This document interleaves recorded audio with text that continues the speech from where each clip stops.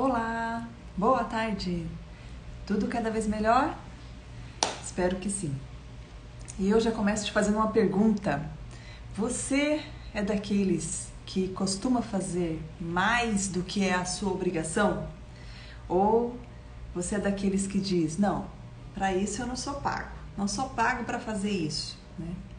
Em geral, a gente ouve isso muitas vezes em quem atua aí pela CLT, né? Que se vê nessa possibilidade de dizer, não, isso eu não sou pago para fazer, isso eu não faço. E muitas vezes essas mesmas pessoas, quando decidem empreender, porque a melhor coisa é ser chefe, eu quero ser chefe, né? Quero ser dono do meu próprio negócio. Aí percebe que quando isso acontece, ela tem ainda mais obrigações para fazer, acaba trabalhando, né, mais de 12 horas por dia, não tem final de semana, não tem férias, não tem 13º, não tem nada disso. E essa é uma das 15 leis do triunfo, que é do nosso curso de leitura da Lei do Triunfo de Napoleão Hill, a 8ª lei que diz exatamente sobre o hábito de fazer mais do que a nossa obrigação, né? É justamente a gente dar o nosso melhor, né? E ele começa dizendo o seguinte: existem 10 fraquezas contra as quais todos nós devemos tomar cuidado. Uma delas é o hábito de tentar colher antes de semear. E todas as outras acham-se reunidas no hábito de arranjar desculpas para justificar cada erro que cometemos. Esse é um dos encobrimentos, né, um dos principais encobrimentos da nossa natureza divina. O hábito da gente se justificar, né? Então, toda vez que a gente se pega assim, não consegui fazer isso por causa disso, mas por causa do tempo, mas, né, o tempo, em geral, ele é um grande algoz, né? Ele sempre, né, o bode expiatório, não deu tempo, né, de fazer, mas tudo a gente sabe que é prioridade na nossa vida, tudo que a gente coloca como prioridade, a gente faz. Então não é que não deu tempo, é que a gente não colocou como prioridade, né? Então, é interessante essa frase dele, né? Existem 10 fraquezas, né, que a gente deve tomar cuidado. Uma delas é tentar colher antes de semear. E todas as outras estão no hábito da gente tentar se justificar.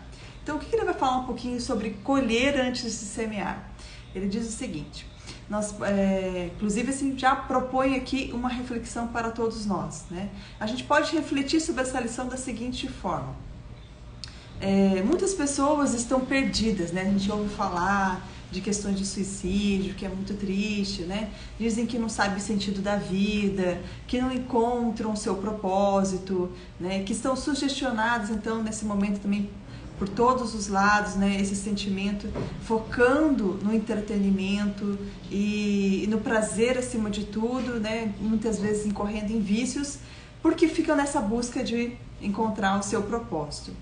Acontece, né, que muitas pessoas não sabem, mas o ser humano se autorrealiza evoluindo, como tudo na natureza, né? E nós somos parte da natureza. Então, nós estamos aqui para fazer a nossa parte, que é justamente manifestar as nossas virtudes humanas. E a gente se autorrealiza a partir disso. Então, cabe a nós manifestar nessas virtudes e essas virtudes que só nós, seres humanos, podemos manifestar, né? Como diz a professora Lucilena, a planta está fazendo o papel da planta, o animal está fazendo o papel do animal. Cabe a nós cumprir o nosso papel na natureza.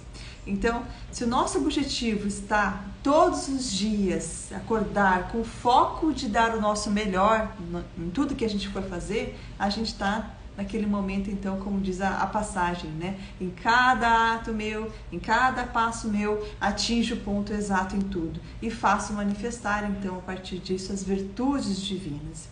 Então, se eu tenho uma tarefa a fazer, lavar uma louça, né? A gente que é dona de casa, às vezes é uma tarefa monótona, mas que a gente precisa fazer. Então, como que eu posso olhar para essa atividade sem achar uma coisa terrivelmente monótona, né? Eu posso, então, colocar isso como algo sagrado, né? Sacralizar essa tarefa. Como que eu posso pensar nessa tarefa assim, sem ser cansativo? Como é que eu posso agir diferente diante das diversas situações que a gente tem no dia a dia, né? Que nos desanimam e que muitas vezes não são cansativas, né? Primeiro, sorria né? Assim como a gente já falou aqui outras vezes, o sorriso no rosto, o semblante alegre, manda para o nosso cérebro uma mensagem de que está tudo bem, que tudo vai ficar bem. E aí a gente também pode, naquele momento, manifestar, né? Colocar essa atividade como um exercício de manifestação do nosso amor, da nossa generosidade, da nossa boa vontade, né? E da nossa justiça. Eu realmente costumo aproveitar esses momentos de atividades assim para fazer autossugestões, para alinhar a minha mente, né? Se ela está desequilibrada, eu já coloco logo um áudio para poder direcionar, para estar naquele momento também aprendendo, evoluindo, né? E assim a gente se coloca com consciência naquele momento, com foco no que a gente quer que realmente aconteça na nossa vida. Então isso é estar consciente em cada momento, né? Onde está a nossa consciência? O que a gente está deixando ela vagar, né? Por todos os lados aí, só buscando entretenimento. Do que eu estou me alimentando diariamente, né? Qual é a parte de mim que eu estou alimentando? A minha parte animal, a minha parte espiritual, a minha parte mais humana? E aí ele fala um pouquinho sobre o amor também, muito bonito, que ele diz o seguinte, ó: sempre que o elemento amor entra em qualquer tarefa que realizamos, a qualidade do nosso trabalho melhora imediatamente e aumenta a sua quantidade, sem que haja aumento, né? E aumenta a sua quantidade sem que haja aumento correspondente de fadiga. Então, quando a gente está ali realmente entregue, né, intensamente fazendo aquela atividade, buscando manifestar o nosso amor através daquela atividade, não importa a quantidade, a gente se autorrealiza fazendo aquela atividade, né? E assim aconteceram também com os grandes inventores, com os grandes feitos da humanidade, né? A gente não consegue imaginar que aquele grande inventor, que aquele grande artista estava ali fazendo a sua obra pensando, nossa, deixa eu acabar rápido isso aqui, né? Com certeza ele estava ali entregue intensamente, né? Muitas vezes sem se preocupar com comida, com bebida, né? Com dormir, enfim. Então é assim que a gente deve procurar também ter o nosso foco. E ele fala para que a gente possa, né? Napoleão Hill diz que para a gente conseguir fazer, dar esse nosso melhor também, o ideal é que a gente procure fazer também o trabalho que mais nos agrada, né? Então ele vai falar sobre o exemplo dele mesmo, que ele diz o seguinte, ele cita todos os obstáculos que ele teve que enfrentar para fazer essa filosofia, que a gente, né, já citou aqui, durou mais de 20 anos, esse estudo, até que seja formada, exatamente elaborada essa filosofia do triunfo, e muitos dos obstáculos que ele tinha que enfrentar, também tinha a oposição de amigos, familiares, da própria esposa dele, que ficavam falando para ele, olha, vai buscar um emprego de salário fixo, né? Não acreditavam no trabalho que ele estava fazendo. E felizmente nem todos os amigos dele, né, embora a maioria, né, o incentivasse dessa forma, nem todos pensavam assim. E um desses amigos que ele cita aqui é justamente o Edwin G. Barnes, que se tornou então um sócio de Edison, né? Edison, criador da lâmpada elétrica, do cinema e de vários outros inventos aí que hoje nós usufruímos. Então, eu já citei aqui a história, né, do Edward G. Barnes, lembrando que ele chegou para trabalhar com Edison sem ter contato prévio com Edison, sem ter dinheiro nenhum, com roupas maltrapilhas, chegou num trem de carga, né, para trabalhar com Edison, e aí ficou lá varrendo o chão até que um dia ele se tornou um vendedor de inventos de Edison, se tornou um grande vendedor e se tornou depois uma pessoa realmente muito bem financeiramente de vida. Então, o Edward G. Barnes, porque ele tinha toda essa trajetória pessoal dele, ele acreditava na filosofia do sucesso. Então, Napoleão Hill diz o seguinte, ele não somente acreditava na verdade da lei do triunfo, como também os seus próprios êxitos financeiros e a sua associação com o maior inventor do mundo demonstravam que ele estava apto para falar com a autoridade acerca das leis por meio das quais se pode obter o triunfo.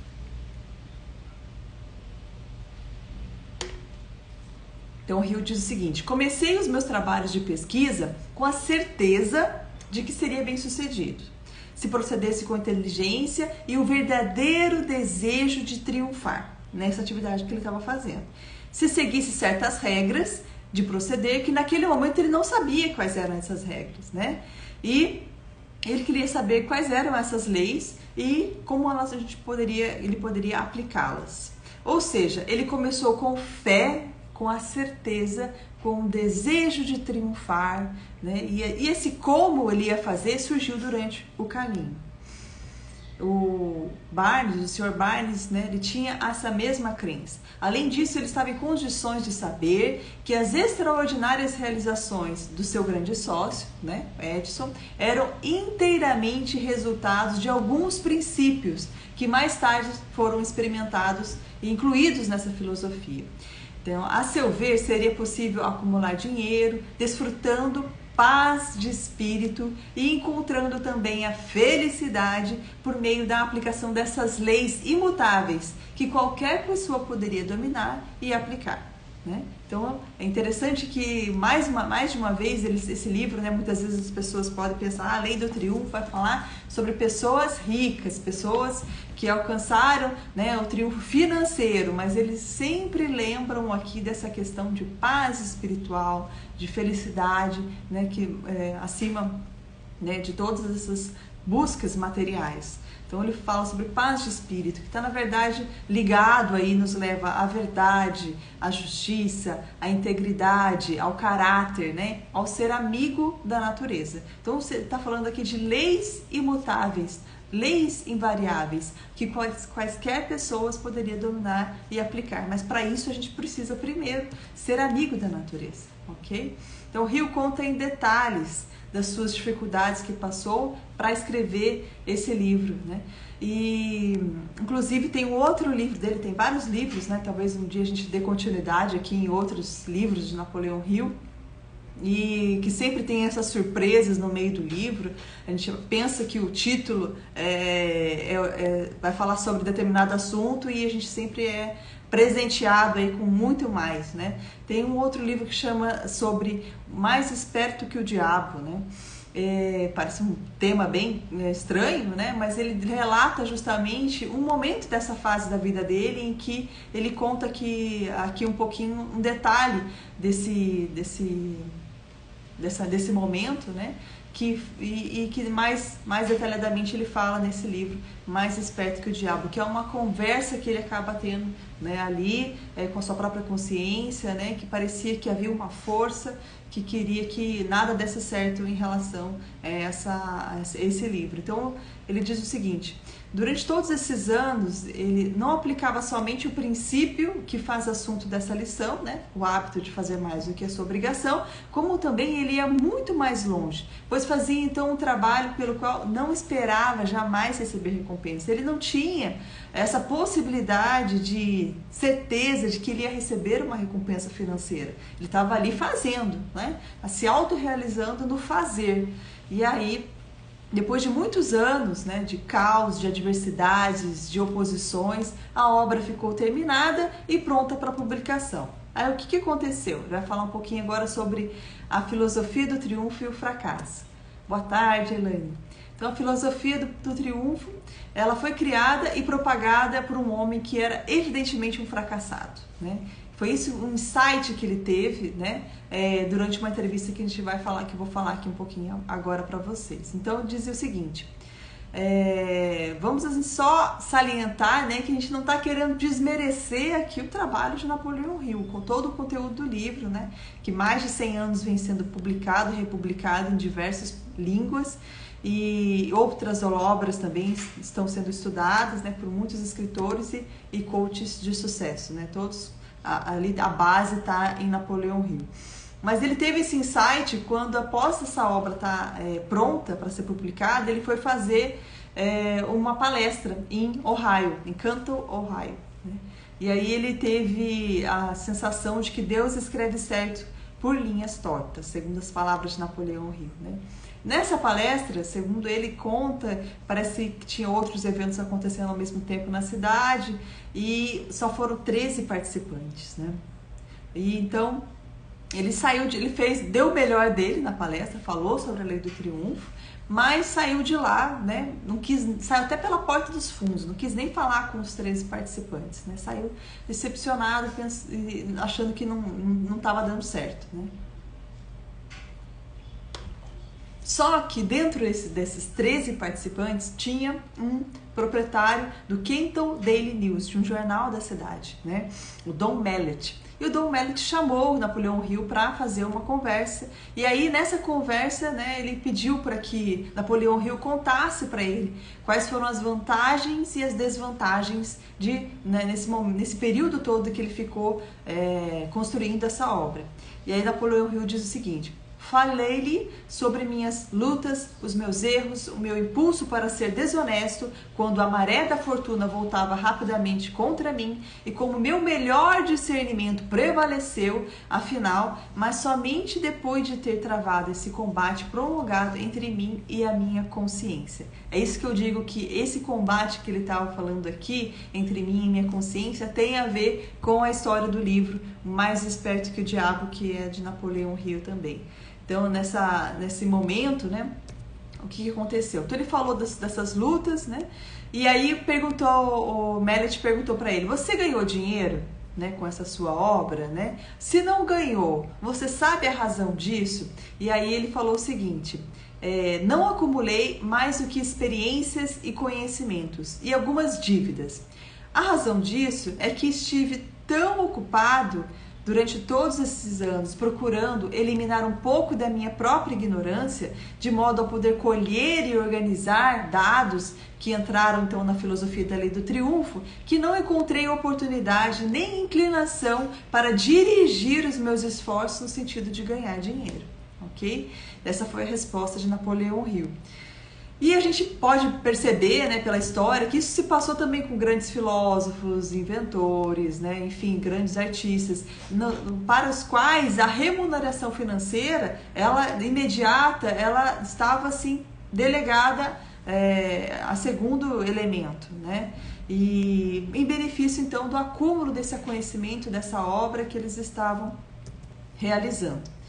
E aí Mallet, ele não aceitou que Napoleão Hill dissesse aquela frase, né? A filosofia do sucesso foi feita por um homem fracassado. Ele disse o seguinte, Mallet: um homem que cria uma única ideia não é um fracasso, e muito menos seria aquele que cria uma filosofia completa, que servirá para suavizar as decepções e diminuir as provações das futuras gerações. Olha que maravilhoso, né? E hoje a gente vê o resultado, né, da Fundação Napoleão Hill, está até aí, 100 anos praticamente, né? E a gente continua aprendendo aí com ele. E aí então ele propôs sociedade a Napoleão Hill e se tornaram então sócios. Depois surgiu um outro sócio, que foi o juiz Albert Gary, né, que também leu um editorial que Napoleão Hill escreveu nesse Kenton Daily News, né, e quis também fazer parte da sociedade. Aí aconteceu um fato estranho, né, que não tem muita explicação assim do livro, mas o juiz que acabou de se tornar sócio entrar como sócio de Napoleão Hill, ele foi assassinado, né? Então, essa é uma das situações que aconteceu ali que, pelo que eu entendo, dá para fazer um link mais uma vez com o livro Mais Esperto que o Diabo, que foi um momento em que Napoleão Hill também teve que fugir, né, e se esconder aí por um tempo no meio das montanhas com a família. Com a família não, a família dele, não a família que ele fez, né, a mulher e os filhos naquele momento passando por grandes dificuldades financeiras, e ele teve que ficar isolado, né, escondido no subsolo, né, da casa de um dos familiares. Uma história muito louca, recomendo que esse livro foi recentemente reeditado, né, pelo Primo Rico, o Tiago Nigro, então é bastante interessante a gente ler também e estudar. Então ele fala o seguinte: nenhum trabalho que amamos ficará absolutamente perdido, e todos aqueles que dão mais e melhores serviços, né, do que o salário que recebem, cedo ou tarde terão a recompensa, que muitas vezes vale muito mais do que o trabalho realizado. E aí ele cita várias empresas, né, bem como universidades, associações, etc., que adquiriram depois disso o curso, e a coisa começou a desenrolar financeiramente a favor dele, né? E tudo isso, né, ele acredita que foi necessário para embasar e validar também esta lição que a gente está estudando agora, que é justamente o hábito de fazer mais do que a obrigação. E por que a gente deve fazer mais do que é pago, né? Ele diz o seguinte: há mais de 20 razões mostrando que se deve desenvolver o hábito de prestar mais serviços do que é a nossa obrigação, conquanto a grande maioria assim não proceda, né? Então, como a gente falou no início, como eu falei no início, o ser humano tem como, na sua natureza divina, o impele para a sua autorrealização, para a sua evolução. E a gente só evolui fazendo alguma coisa, né? Sendo útil, se colocando a serviço de realmente dar o nosso melhor em tudo que a gente faz.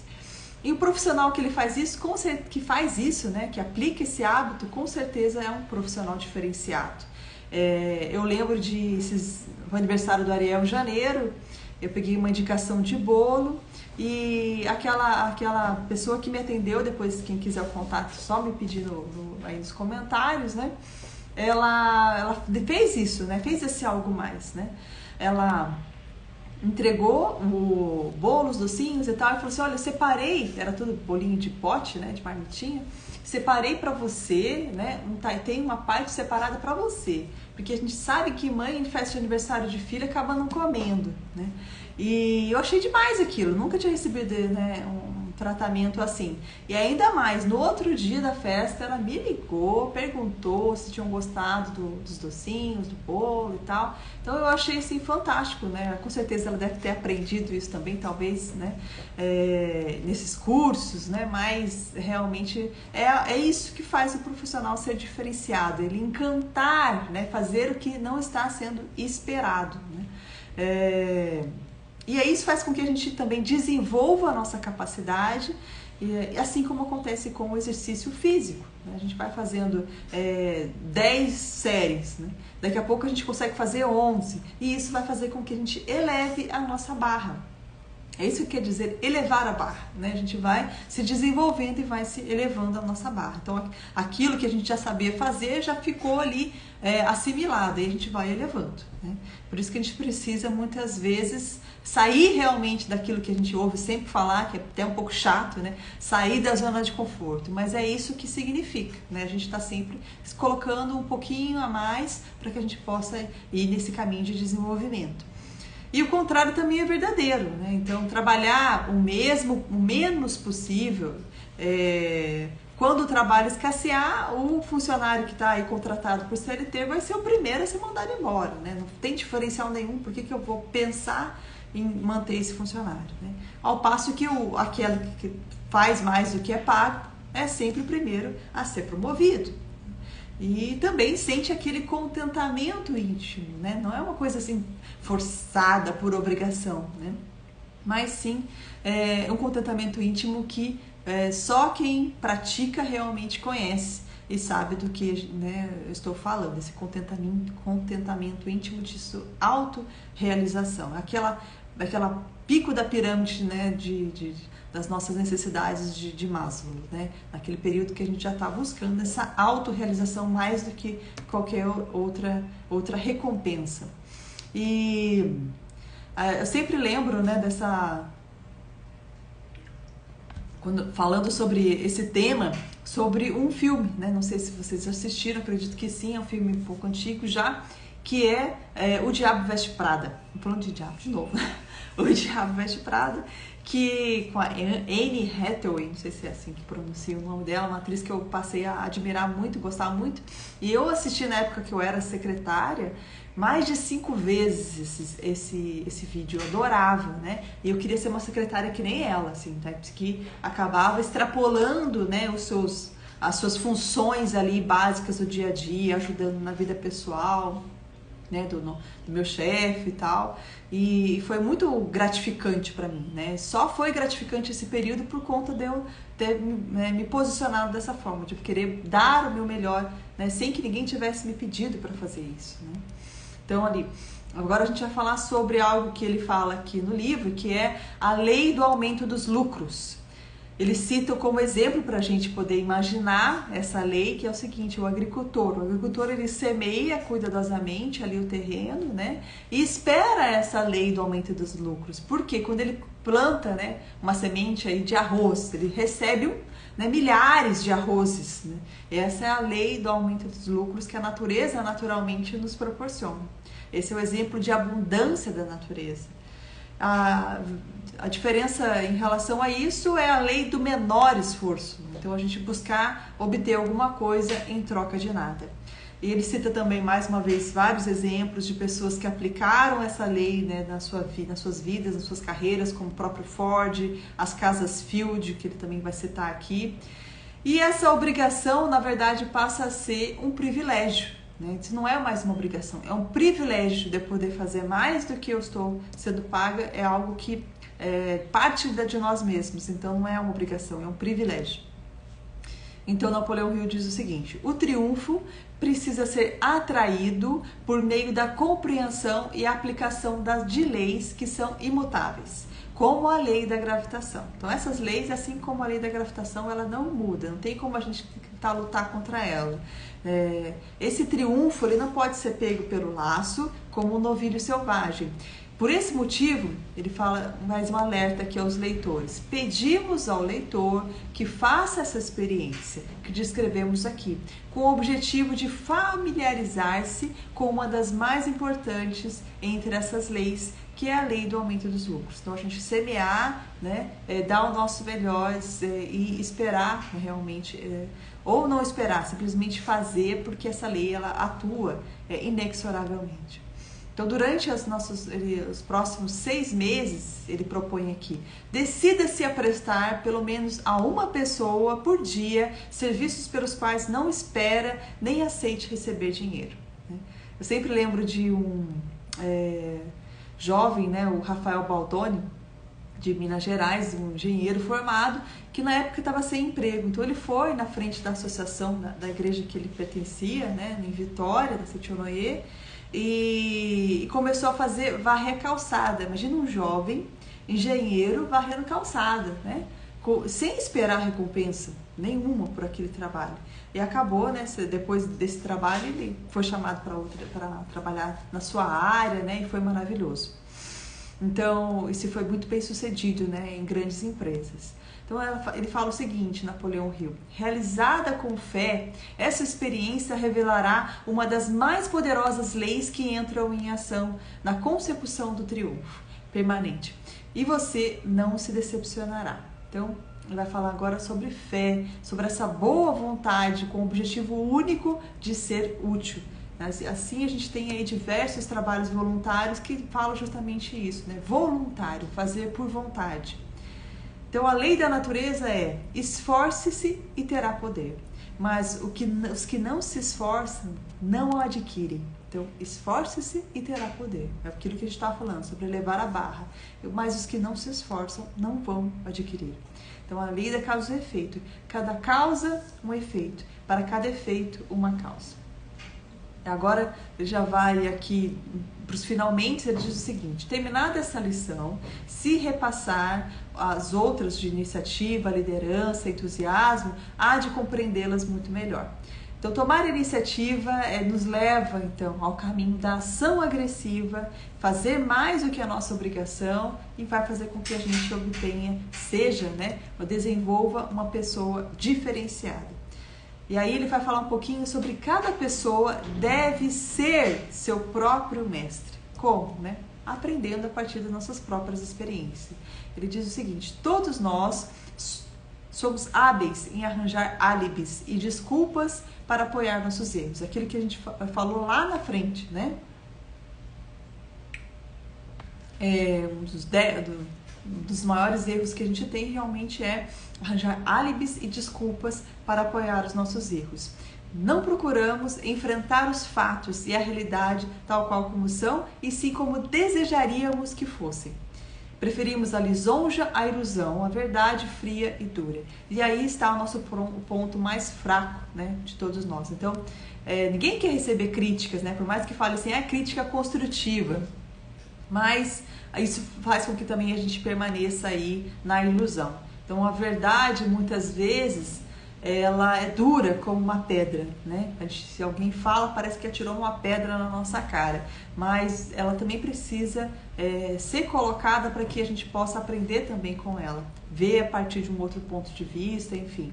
Então, ele fala o seguinte: atravessamos toda a vida cambaleando aqui e ali, caindo, mas erguendo-nos novamente. Cometemos erros, muitas vezes sendo derrotados. Afinal, tudo isso porque nos recusamos terminantemente a tomar conhecimento da verdade acerca de nós mesmos. Às vezes, para todo mundo que está à nossa volta é nítido, mas para nós a gente não quer reconhecer e acaba, né, ficando se debatendo por aí.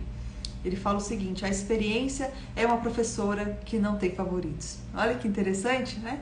Essa frase, a experiência é uma professora que não tem favoritos. Então, a gente vai passar pela experiência e ela vai nos, né, dar uma rasteira se for necessário. Ela não tem favoritos.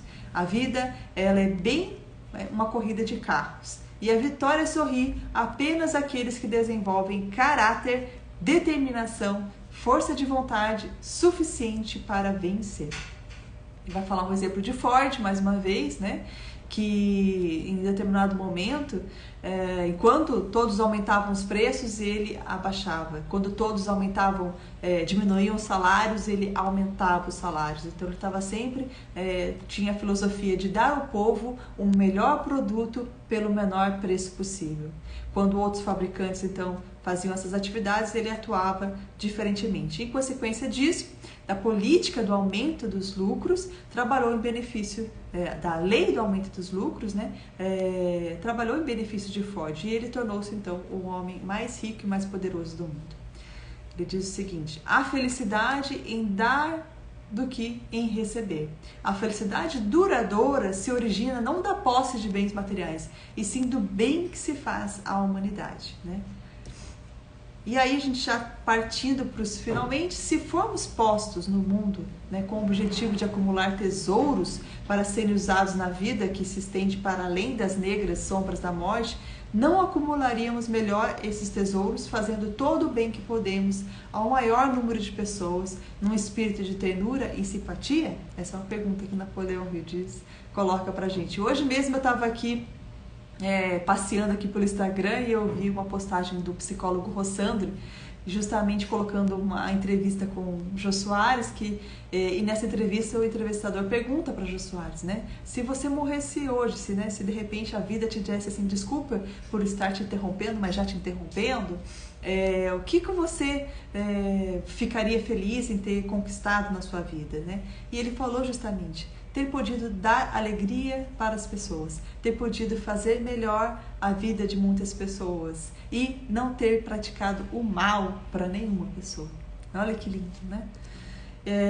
Então, agora, né, já um desafio aqui de Napoleão Hill para todos nós. Agora, o que você irá fazer com o que aprendeu nessa lição?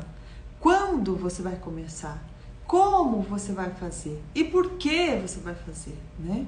Essa lição, ela não terá valor algum se o leitor não procurar fazer o uso dos conhecimentos nela adquiridos. Então, assim a gente vai encerrando. Agradeço a participação de todos. Curta, compartilhe e comente aqui o que você mais gostou nesse vídeo. Esse é o fim, né, dessa 8ª lei do triunfo, e a nossa próxima lição, a 9ª lei, é a lei uma personalidade atraente. Então, até a próxima semana. Muito obrigada. Fique com Deus.